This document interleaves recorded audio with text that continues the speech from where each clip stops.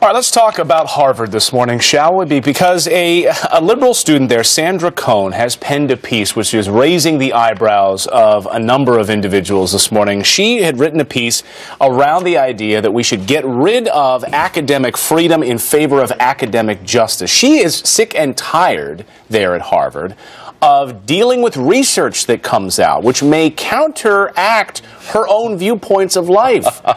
She can't stand when academic research comes out that doesn't support her liberal ideology.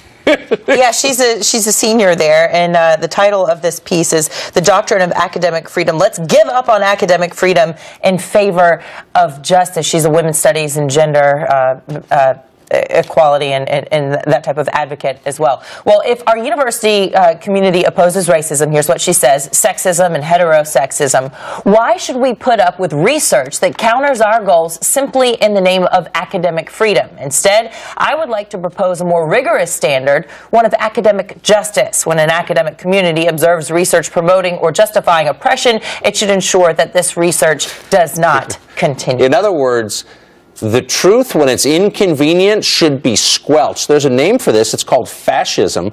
And what's amazing is this girl is a senior. As you just said, this is the fruit of a Harvard education. After 4 years at Harvard, you conclude, or she has, that the truth, when inconvenient, ought to be suppressed. If she had absolute power, how many people would die? Many.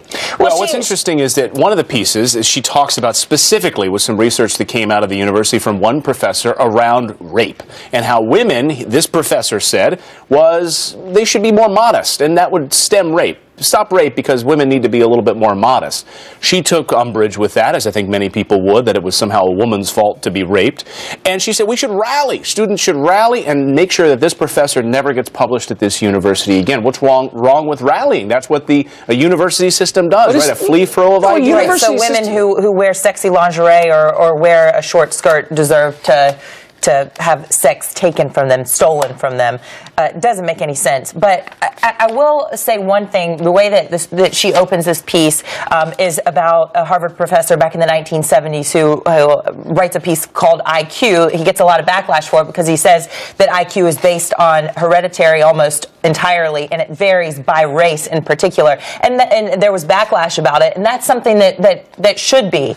But this seems just ridiculously extreme to get rid of academic freedom and instead have academic justice. Again, this is what fascism looks like. I mean, the point of a university of free inquiry is to get to what is true, not to what makes you feel good, not to what's expedient or useful politically in the moment, but to what is absolutely true based on science, the scientific process. That's the whole point. Right. And so she's basically not just attacking things that she doesn't like politically, she's attacking the very notion of a liberal education.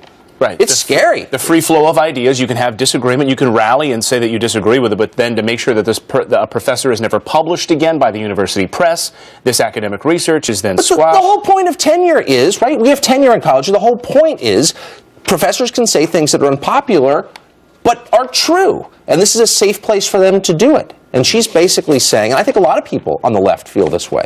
Let us know what you think about this. Friends at FoxNews.com. Go to our Facebook page as well. FF Weekend over there.